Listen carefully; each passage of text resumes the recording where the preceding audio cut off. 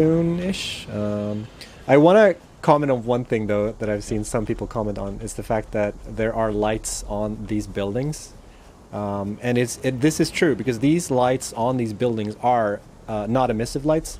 So on the, we've struck a balance on the current build. There are certain buildings that have actual lights on them. I think the workbench is one of them that has like one light on it. So in this early version, a lot of stuff did have actual lights on them. Like all the buildings had lights. The power pole, jeez, I don't know what it takes a lot. Power pole did have lights on them, and it's just something that I guess we realized that as you're building, like the frame rate just suffers because of that, because of the extra calculations that are needed to have that many like dynamic lighting in the game. So we scrapped it, like we removed it because we noticed that the game suffered for it.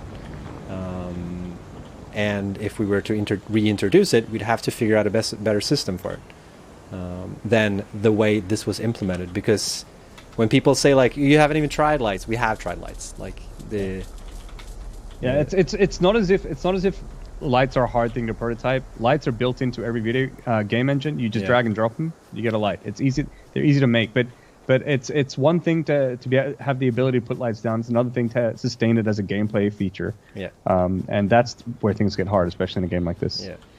And some lights on the current buildings, like I think on like smelters and miners and stuff like that, the lights that you see in the game right now are kind of like fake lights. They're baked into the materials so that they will do this kind of effect.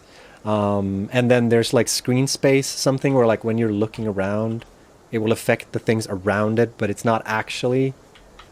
So there's like a bunch of tricks we've used to kind of like fake that effect. And sometimes like on the workbench, I believe, actually have one light on it.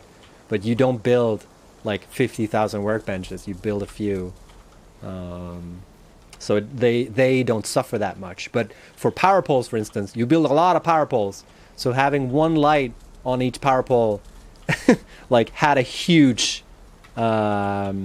effect on rendering because of that, because of the way people build power poles and the way they're used in the game.